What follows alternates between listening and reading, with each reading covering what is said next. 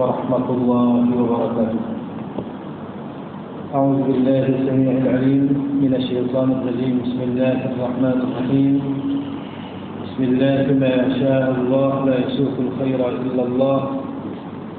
بسم الله ما شاء الله لا يخلق السوء إلا الله. بسم الله ما شاء الله ما كان من نعمة فمن الله. بسم الله ما شاء الله لا حول ولا قوة إلا بالله. بسم الله ولا استعانة إلا به. والحمد لله ولا ثناء إلا عليه. والصلاة والسلام على رحمة الله للعالمين ومثل ختام لسائر الأنبياء والمرسلين سيدنا ومولانا محمد الأمين وعلى آله وصحبه ومن سار على نهجه واتبع هداه إلى يوم الدين.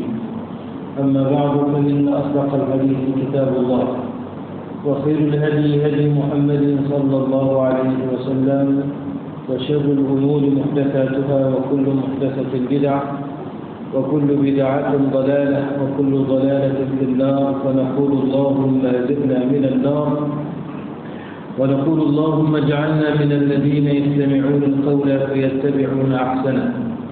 اللهم اهدنا واهد بنا واجعلنا سببا وسبيلا لمن اهتدى. واغفر لنا ولهذه الأمة المحمدية الخيرة الخير حيث كان وأينما كانوا، فإنك تغفر ونحن لا نغفر وإنك على كل شيء قدير. فأنت تعلم ونحن لا نعلم وإنك أنت علام الغيوب. اللهم اجعلنا من الذين إذا أحسنوا استبشروا وإذا أساءوا استغفروا.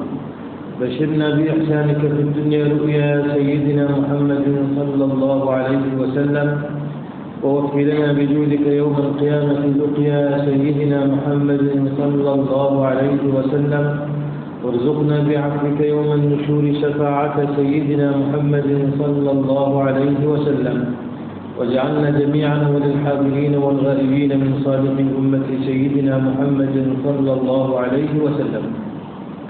وصل اللهم يا ربنا صلاة جلال وسلم سلام جمال على حضرة حبيبك سيدنا محمد، واغشه اللهم بنورك كما غشيته سحابة تجلياتك نظر إلى وجهك الكريم. وبحقيقة الحقائق كلم مولاه العظيم الذي أعاذه من كل سوء. اللهم فرج كربنا كما وعدت، أمن يجيب المضطر إذا دعاه ويكشف السوء، وعلى آله وصحبه آمين. اللهم آمين يا كريم. الحمد لله ثم الحمد لله والشكر لله. Puja dan syukur kepada Allah Subhanahu wa taala yang melimpah kurnia hidayah dan taufik daripada Allah. Pada malam ini Allah Subhanahu wa taala kurniakan kesempatan untuk kita bertemu dan bersua muka dalam majlis ini. Alhamdulillah, mudah-mudahan kita beroleh kebaikan seperti mana doa yang sering kita pohon dan kita minta kepada Allah Subhanahu wa taala dengan penuh pengharapan dan baik sangka kita kepada Allah. Berkesempatan duduk dalam rumah Allah Subhanahu wa taala dalam majlis kita membaca kitab ataupun kita membaca keterangan-keterangan yang ditinggalkan oleh para ulama supaya kita tidak sesat jauh daripada agama dan kembali kepada jalan sebenar yang dibawa oleh baginda Rasulullah sallallahu alaihi wasallam. Maka sudah pastilah ini majlis yang dikira sebagai majlis zikir insya-Allah. Maka berbekalkan hati yang kita minta supaya Allah kurniakan hati yang ikhlas. Mudah-mudahan kita tersenarai daripada kalangan hamba-hamba Allah yang dikurniakan dengan curahan rahmat daripada Allah Subhanahu wa taala, beroleh sakinah ketenangan daripada Allah, mendapat doa istighfar daripada para malaikatillah, dan tersenarai daripada kalangan hamba-hamba Allah yang Allah sebut nama setiap seorang daripada mereka itu di hadapan para malaikatnya. Begitu Allah Subhanahu wa taala menzahirkan betapa Allah suka dan redha kepada hamba-hamba yang hidup berjumpa dengan rumah Allah untuk ingat pada Allah Subhanahu wa taala. Sama ada dalam majlis tadarus membaca Al-Quran, maka termasuk juga kita sebut pada pertemuan kita yang lalu, baca kitab juga adalah sebahagian daripada majlis zikir yang bawa semua kita untuk melakukan muhasabah dan menghitung diri, ingat akan kehidupan yang sementara. Semua kita akan kembali menghadap Allah Subhanahu wa taala dan bertanggungjawab dengan apa yang telah kita lakukan selama hidup di atas muka dunia.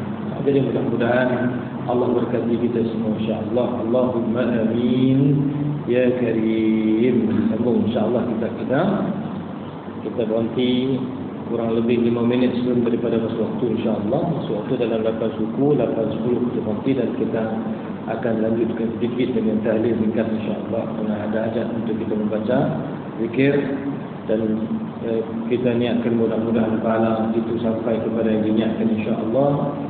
Mudah-mudahan nanti ada orang yang pula digantikan oleh Allah. Ini sahabat-sahabat kita, saudara kita yang pergi dulu kita hantar ataupun kita hadiahkan pahala zikir dan bacaan Al-Quran kepada mereka. Mudah-mudahan nantinya bila kita datang Allah ganti orang yang pula insya-Allah untuk hadiahkan pahala kebajikan untuk kita insya-Allah. Mudah-mudahan Allah. Baik, kita sambung kita Bisyaratul Abidin wa Nadaratul Ghafilin yang dikarang oleh Sayyidina Syekh Ahmad bin Ahmad Muhammad bin Mustafa bin Muhammad Al-Fatani rahmatullahi alaihi wa ridwanuhu wa nafa'ala Allah bi'ulumihi wa bi'asrarihi wa bi'anwarihi wa bihi fid darain amin. Kama nas'alullah tabaraka wa ta'ala an yamunna 'alaina bi kulli khairin wa barakatuh bi barakati mashayikhina wa a'immatina jami'an salafan wa khalafan fid darain amin. InsyaAllah ini pada muka surat 11 insyaAllah. Muka surat 11 insyaAllah. Masih lagi lanjut daripada bab yang pertama berkaitan dengan kelebihan salat dan juga salat berjamaah serta perbahasan ataupun keterangan berkenaan dengan uqubah balasan bagi mereka yang meninggalkan salat. Sambung muka surat 11 itu pada ghalah yang ke-20. Hal yang dituju peribadatan bagi kitab yang bercetak Jawi muka surat 11 garis 7 peribadatan yang kita perlu itu bukan muka surat 21 iaitu baris 15 peribadatan itu sikit. Sambung sampai kepada qala Syekhul Musannif rahimahullah wa nafa'ana Allah bi'ulumihi fid darain amin.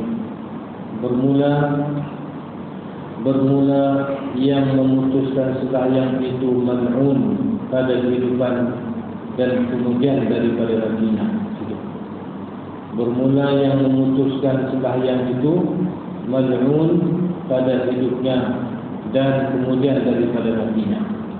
Masih lagi cerita tentang uqubah ataupun balasan ataupun siksaan ataupun dipanggil akibat. Ni makna habuan lah. Habuan kemudian itu dia punya akibat itu.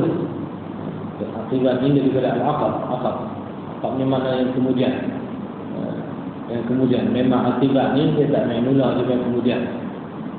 Jadi di antara uqubah dengan mana siksaan di kemudian hari yang Allah Subhanahu wa taala sediakan ataupun siksaan di dunia ni lagi akibat daripada perbuatan yang kita lakukan,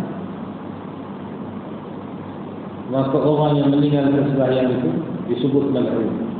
Bermula yang memutuskan makna yang meninggalkan salat atau yang mensia-siakan salat.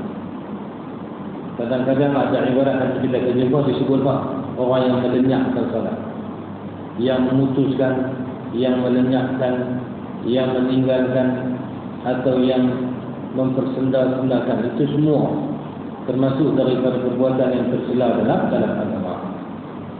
Hal paling kemuncak meninggalkan solat. Yang paling kemuncak lagi menafikan kefarduan solat, yang itu kufur. Na'udzubillah. Siapa-siapa yang mengatakan solat tak fardu, tak wajib, dia menafikan solat 5 waktu, itu jatuh kufur, jadi kafir. Na'udzubillah, keluar daripada agama. Tapi kalau dia tak mengingkari, cuma dia tak buat, dia meninggalkan salat, itu perbuatan tercela termasuk daripada dosa besar. Alhamdulillah. Ataupun dia tak tinggal tetapi dia melengah-lengahkan atau dia memperkecil-kecilkan, mempersendah-sendahkan salat, itu juga termasuk daripada perbuatannya yang tercela. Jadi semua perkara yang membawa kepada mempersendahkan, meninggalkan, menafikan, itu termasuk daripada perbuatan yang tercela, termasuk daripada maksiat. Cuma maksiat kita beritahu itu ada tarakan, dia ada dia punya tingkatan-tingkatannya. Ada maksiat yang paling kemuncak, ada menafikan solat. Yang itu jadi kafir, ma'udzubillah, jatuh kufur. Ada yang dia tak menafikan tetapi dia meninggalkan. Tinggal tapi dia tahu, dia mengaku kata sembahyang itu fardu, wajib kena buat, dia tinggal. Maka ini jatuh dosa besar. Jadi fasik. Ada orang yang dia tak tinggal tetapi dia melengah-lengahkan salat sehingga salat di hujung waktu tanpa uzur contohnya. Maka ini juga termasuk daripada perbuatan yang mendekatkan diri kepada Allah. Kalau makruh pun makruh yang tanzih, dekat dengan haram. Walaupun masih lagi sembahyang dalam waktu, tetapi melengah-lengahkan tanpa sebab itu, tanpa uzur itu termasuk daripada perbuatan Islam. Jadi nak ceritakan sembahyang ini semua perkara yang berkaitan dengan melaksanakan itu mulia, dan semua perkara yang bersangkutan dengan meninggalkan atau melengah-lengahkan atau menafikan termasuk daripada perbuatan Islam. Maka sebab itu disebut ini bermula yang memutuskan sembahyang, yakni yang meninggalkan sembahyang itu mal'un. Mal'un ini daripada kata dalam bahasa Arab. Dan al-la'nah itu dengan makna at-tardu an rahmatillah. Orang Melayu panggil mal'un kan, mal'un. Mal'un daripada la'ana ataupun al-la'nah. Al-la'nah ataupun la'nah itu makna apa? Matrud. Itu makna tersisih ataupun jauh daripada rahmat Allah. Wala'iyadzubillah. Maka sebab itu kita tak boleh laknat orang ikut suka. Karena mal'un itu makna orang yang matrud, orang yang tersisih, orang yang dijauhkan daripada rahmat. Maka orang yang memutuskan sembahyang itu mal'un, dilaknat makna dijauhkan daripada rahmat Allah. Na'udzubillah. Pada hidupnya, yakni di dunia, dan kemudian daripada matinya, lepas mati pun mati dalam keadaan mal'un. Maka kita sebagai hamba Allah Ta'ala, di antara benda yang sangat kita perlukan, sama ada masa hidup, lepas mati, dalam kubur, lepas mati pun ada fasa-fasa dia. Ada fasa alam barzakh dalam kubur. Kemudian kita dibangkitkan untuk Allah, untuk menghadapi mahsyar, perhimpunan besar. Kemudian kita akan menghadapi hisab ataupun al-mizan, hitungan amal. Semua perjalanan hidup kita itu kita sangat berhajat kepada rahmat Allah. Bukan sahaja dunia, masa kita duduk dalam rahim mak, dalam perut mak kita pun kita sangat berhajat kepada rahmat Allah. Maka sebab kata para ulama ada munasabah Allah menamakan rahim perempuan itu dengan rahim. Itu ambil daripada pecahan kata rahmat, kasih sayang Allah Subhanahu wa taala.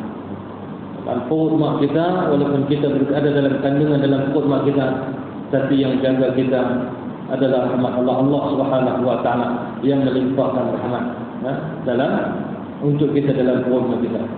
Allah buat kandungan itu dengan penuh ketakjuban. Dengan apa? Dengan ayah, dengan selaput yang berada dalam rahim orang perempuan tersebut, menjaga untuk tahan bayi itu daripada terkena hentakan dan sebagainya. Itu kebijaksanaan betapa Allah Ta'ala itu hakim. Allah Maha Bijaksana. Jadi masa kita dalam perut mak kita sangat berhajat kepada rahmat Allah. Terbit keluar mai ke dunia pun kita berhajat kepada rahmat Allah. Masa kita mati pun kita berhajat kepada rahmat Allah. Lepas mati lagi berhajat kepada rahmat Allah. Dibangkitkan semula nanti di mahsyar untuk menghadapi pengadilan dan hitungan amal, lagi kita berhajat kepada rahmat Allah Subhanahu wa taala. Jadi kalaulah seseorang itu dihukumkan dengan laknat, itu merupakan kecelakaan yang paling kemuncak. Macam mana besar hidup kita di muka dunia, terkenal, tinggi jawatan, kaya raya, semua orang kenal, ramai kenalan, ramai pengikut. Tapi kalau kita terkenal dengan laknat atau disenaraikan daripada senarai mal'unin, orang makhluk yang dilaknat oleh Allah, maka segala apa yang kita miliki itu tidak ada nilai dan tidak boleh menggantikan kebahagiaan untuk kita dunia dan akhirat. Sebab itu dalam hidup ini yang kita kejar adalah rahmat Allah Subhanahu wa taala. Semua benda yang boleh melayakkan kita mendapat rahmat Allah kita kena kejar. Solat itu sebahagian daripada jalan mendapat rahmat Allah. Istighfar itu jalan mendapat rahmat Allah. Berbuat kebajikan, berbuat ihsan kepada mak ayah, ihsan kepada sesama manusia, ihsan kepada sesama makhluk, semua benar yang membawa kita kepada rahmat Allah, maka kita kena kejar dan kita berusaha untuk mendapatkannya. Jangan sampai kita tak berasa aku ni tak ada rahmat Allah pun tak apa, boleh makan kenyang sebab tu tak kurang sedikit pun. Kalau kita goreng gocak kotiak bubuk udang 3 ekor, makhluk mal'un pun 3 ekor juga. Kalau ukok ke dunia lah begitulah kan. Kalau orang ukok kepada mata benda dunia, jadi dia kata tak ada apa. Semayang, tak semayang ke, boleh hidup senang, lenang. Bahkan kadang-kadang tak semayang lagi senang pada semayang. Kadang-kadang manusia berfikir begitu. Tak semua, sebahagiannya. Maka itu sebahagian daripada apa? Sebahagian daripada tanda tertutupnya hati daripada apa? Daripada cahaya petunjuk daripada Allah. Alhamdulillah. Manusia kalau dia tak rasa salah dengan dosa yang dia buat, berhati-hati. Itu merupakan satu kecelakaan yang sangat besar. Dia akan datang, dia akan contoh beberapa hukuman ataupun beberapa hukuman yang Allah berikan. Dan kita kena ingat, walaupun Allah Ta'ala ni Ghafur, Allah Maha Pengampun, sangat banyak memberikan keampunan kepada hamba-hamba. Allah Ta'ala Syakur, sangat menghargai akan segala amal ihsan dan juga amal hasanah, perbuatan baik, amal ibadat yang dilakukan oleh hamba-hamba. Pasal itu Allah bagi balasan. Pasal Allah Syakur, Allah sangat menghargai kebajikan kita buat. Kita buat sikit, Allah bagi banyak. Satu kebajikan kita buat, Allah beri balasan. Al-hasanatu bi'ashri amsalihha. Satu kebaikan itu dengan apa? Dengan 10 kali ganda kebajikan Allah bagi. Maksudnya apa? Syakur. Allah itu sangat berterima kasih, sangat menghargai. Allah Rahim, Allah sangat merahmati. Allah Ghafur, Allah sangat mengampuni. Tapi ingat, kata para ulama, jangan sampai kita ini merasakan kita tertipu. Kita tertipu dengan waswas syaitan, sehingga kita tidak merasa terancam dengan dosa yang kita lakukan. Katanya para ulama, kata Al-Imam Al-Jawzi rahmatullahi alaihi ridwanuhu, beliau mengatakan, yanbaghi li kulli lubbin wa fitnatin an yahdara awaqib al-ma'asi. Hendaklah setiap orang yang punya hati, yang punya akal dan kecerdikan itu berhati-hati tentang akibat perbuatan maksiat yang dilakukan. Kenapa? Fa innahu laysa bainaka wa bainallahi qarabatun wala rahim. Kamu kena ingat, kamu tidak ada hubungan kerabat dan hubungan silaturahim dengan Allah. Tak ada hubungan keluarga, tak ada hubungan kerabat dengan Allah. Jangan buat macam Allah Ta'ala tupak menekan kita, jangan buat macam Allah Ta'ala tupak mentua kita, jangan. Fa innahu laysa bainaka wa bainallahi qarabatun wala rahim. Kamu tidak ada hubungan kekeluargaan dengan Allah, karena Allah itu Tuhan Al-Mutafarrid, Al-Wahid Al-Ahad. Allah itu Tuhan yang Maha Esa. Lam yakul lahu Allah lam yalid wa lam yulad wa lam yakul lahu kufuwan ahad. Allah tak ada sekutu bagi Allah, tak ada anak, tak beranak dan tak diperanakkan, tidak ada pasangan dan tidak ada sekutu bagi Allah. Walaupun Allah Ta'ala itu kata Imam Al-Jawzi rahmatullahi ridwanuhu, walaupun Allah Subhanahu wa ta'ala in kana ilmuhu yas'u dzunub, walaupun sifat hilm Allah itu halim. Halim ni makna Allah Subhanahu wa ta'ala banyak berikan kemaafan dan kelonggaran kepada hamba-hamba. Asal makna ilmu ni makna orang yang tahan marah. Orang yang tahan marah, tidak memihak, halim. Allah bukan orang lah, tapi nak abang Allah Ta'ala ni, Allah walaupun Allah boleh seksa hamba dia, tapi Allah bagi peluang. Walaupun hamba tu tak sujud pada dia, Allah bagi lagi rezeki yang Allah Ta'ala janji. Allah masih bagi nafas. Patut-patut orang tak sembah Allah Ta'ala ni bangkit-bangkit waktu pagi itu, Allah entak kat nyawa, bagi tak nyawa 5 minit dia rupuk atas ketir. Tapi dah, Allah tunai. Kalau itu janji Allah. Maka sebut kata para ulama, walaupun Allah Ta'ala itu halimun yashilmuhu, walaupun sifat hilm, sifat apa? Sifat kita kata tahan marah Allah, Allah tahan murka Allah daripada menimpakan azab caksa itu, yas'u dzunub, itu melampaui semua dosa yang kita lakukan. Allah Subhanahu wa Ta'ala beri peluang untuk kita bertaubat. Illa, tetapi ingat kata para ulama, kalau Allah nak, in sya'a afa, Kalau Allah nak, Allah boleh ampunkan. Wa qad 'afal katifa min adh-dhunub. Kalau Allah nak ampun, banyak mana dosa yang manusia buat, yang hamba buat, Allah Taala boleh ampun. Insya'a 'afa wa 'afal katiba min adh-dhunub. Kalau Allah nak ampun, Allah boleh ampun sebanyak mana dosa yang Allah nak ampun. Sampai kita kadang-kadang tak fikir, Allah ampun lah. Dosa banyak ni. Dosa banyak ni sampai syarat dengan dosa. Tapi Allah nak ampun, Allah boleh ampun.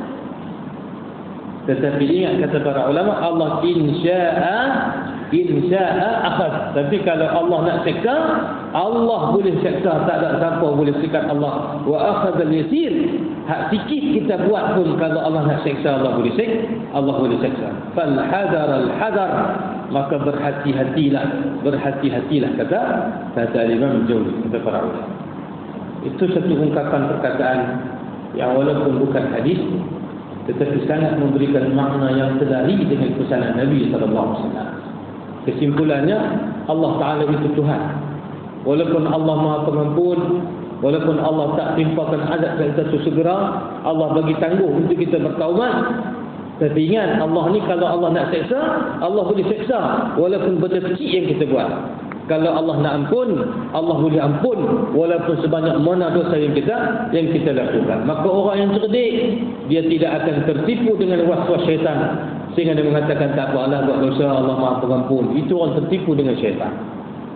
Sifat pengampun Allah bukan tiket untuk kita buat dosa, tapi itu merupakan apa? Rahmat untuk kita kembali ke pangkal jalan supaya tidak berputus asa. Dah faham dia? Maka samalah begini kan disebut, maka bermula yang memutuskan sembahyang itu mal'un pada hidupnya, dilaknat jauh daripada rahmat dalam hidup dan kemudian daripada matinya. Wal'iyadzubillah. Dengar mal'un macam ni, dengar azab seksa, maka doa pada Allah, minta sebut na'udzubillah min dzalik.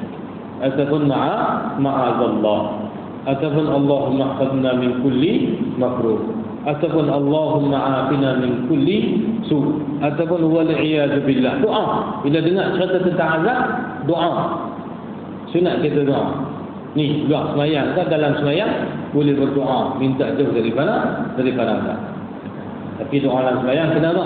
Kena doa dalam bahasa Arab lah. Jangan dengar neraka Allah minta simpang lah 44. Dan tu cakap Melayu tak boleh lah. Luar semayang tak apa, tapi dalam semayang tak boleh, kena dalam bahasa. Maka bila kita dengar cerita tentang azab, sunat untuk kita apa? Untuk kita mohon perlindungan daripada al-isti'adzah, minta lindung dengan rahmat Allah daripada tertimpa dengan azab seksa. Bermula yang memutuskan sembahyang itu lagi, bermula dan kemudian daripada mati. Bermula yang memutuskan sembahyang itu mati, ia hal keadaannya Yahudi dan dibangkitkan dia Nasrani. Keadaan itu. Yang ini kena teliti sigilah ayat ni. Dia kata orang yang memutuskan sembahyang maka bangkit sebagai seorang Yahudi ataupun mati seperti mana seorang Yahudi. Habis itu kalau begitu kita tak ada mandi dia, tak ada sembahyang kesana Yahudi je, bukan orang Islam. Maka tidak, yang disebutkan sini kedudukannya itu seperti Yahudi. Kedudukannya seperti Yahudi. Kecelaan yang dilakukan itu seperti mana Yahudi. Ditimpa atasnya seperti mana kecelaan yang Allah Taala timpakan kepada Yahudi dan Nasrani. Tapi kalau dia mati itu, walaupun dia tak sembahyang, tapi kita tak tahu dia tak sembahyang tu dia segan ke ataupun dia nafi. Betul kita kata tadi, kalau orang tu nafi fardu sembahyang, maka dia jatuh kufur. Bila jatuh kufur, maka dia tidak lagi dijalankan atasnya itu bang hukum yang berkaitan dengan orang Islam. Tapi kita tahu kan, hatta kalau orang tu mati tangan sebelah ni dia pegang botol, kita tahu kata dia orang Islam, tapi dia mati dalam keadaan tengah minum arak. Adakah pada waktu itu kita tak perlu mandikan jenazahnya? Jadi Islam ni ambil ihtimal yang lebih ringan lah. Maknanya apa? Walaupun mati, walaupun tengah pegang botol arak, kita katakan barangkali dia minum arak, tetapi barangkali dia tahu kata arak tu haram, tapi dia minum juga, ataupun dia tak tahu kata arak tu haram. Jadi kita uruskan macam orang Islam, kalau dia orang Islam lah, kalau dia itu dikenali sebagai orang Islam. Tapi kalau dia orang Islam, itu contoh lain. Ini contoh orang Islam. mati contohnya, mati di kelab malam, tengah duk menari, berpegang batu arak contohnya. Orang balik di rumah. Mati di mana ni? Mati di tengah bergencur tadi. Tapi nama Islam, tengok keturunan dia pun, keluarga dia pun keluarga Islam. Kita nak buat lagu mana? Kita uruslah secara Islam. Yang selebihnya itu kita serah pada Allah. Kerana kita tak tahu dia minum tu, adakah dia minum menghalalkan arak ataupun dia minum kerana dia nak minum. Kerana dia buat dosa, dia tahu kata dosa, dia buat juga. Yang tu kita tak tahu. Dan tu dia dengan Allah SWT. Sebab tu kita kena jaga Islam ni, dia ambil kira semua tu. Kita tak boleh kita hukum ikut suka tu tak boleh. Kalau kadang-kadang kata para ulama kan, orang yang mati lagu tu contohnya, yang tak pernah semayang, dia tak semayang contohnya, dia kebumikan di tanah perkuburan Islam, tapi tak beritahu sikit contoh. Itu sebab itu untuk dia panggil peringatan kepada orang yang hidup. Tapi sebenar hakikat kita tak tahu lagu mana. Kita urus dekat mana yang kita nampak. Kalau dia tu orang Islam, kita urus orang Islam. Lebihnya Allahumma in kana lahu, Allahumma in kana muhsinan fazid lahu fi ihsanih. Kalau ada kebajikan ya Allah, tambah-tambah kebajikan untuk dia. Wa in kana musian, tapi kalau dia berdosa, ada buat jahat kepada Allah, fatajawaz anhu, maka tolonglah ampunkan dosa ya Allah. Fa amruhu mufawwadun ila Allah. Kita serah dia dekat Allah Subhanahu wa taala. Jadi mati Yahudi ni kenapa? Kerana perbuatan itu, perbuatan meninggalkan salat itu, meninggalkan berbuat taat. Kerana orang Yahudi dan Nasrani, dua kelompok manusia yang mereka derhaka kepada Allah sampai mereka menafikan ataupun mereka meninggalkan ataupun mereka tidak melaksanakan apa diperintahkan oleh Allah Subhanahu wa taala. Orang Nasrani mereka kufur dengan sebab apa? Dengan sebab mereka mengatakan Nabi Isa itu anak Allah. Orang Yahudi yang mengatakan apa? Yahuda itu juga anak Allah dan menyifatkan Allah dengan apa? Dengan jisim, dengan jasad dan sebagainya. Jadi oleh kerana mereka itu ingkar kepada Allah, maka orang yang tak sembahyang ni, perbuatan meninggalkan sembahyang itu sebahagian daripada perbuatan ingkar yang telah diperintahkan oleh Allah. Jadi seumpama tu matinya itu mati Yahudi, keadaannya yang seperti orang Yahudi, dan dibangkitkan dia Nasrani. Pasal sebut Yahudi dan Nasrani ini termasuk daripada ni. Dia panggil al-mubalaghatu fit tahdhir. Kita sebut dulu kan. Kenapa Nabi sebut macam tu? Al-mubalaghatu fit tahdhir. Itu untuk memberikan ancaman atau peringatan dengan keras. Kerana meninggalkan sembahyang ini satu perbuatan yang besar. Maka sebab itu didatangkan ibarat seumpama itu untuk untuk menggambarkan betapa tercelanya meninggalkan sembahyang. Tapi bukan makna kata orang tu sah tinggal sembahyang terus dia jadi Yahudi, maka dia orang bukan Islam, bukan begitu. Sebab kita kembali kepada kembali kepada kaedah yang asal tadi. Kalau orang tu dia tak sembahyang, dia menafikan kefarduan, ya, itu keluar daripada agama Islam.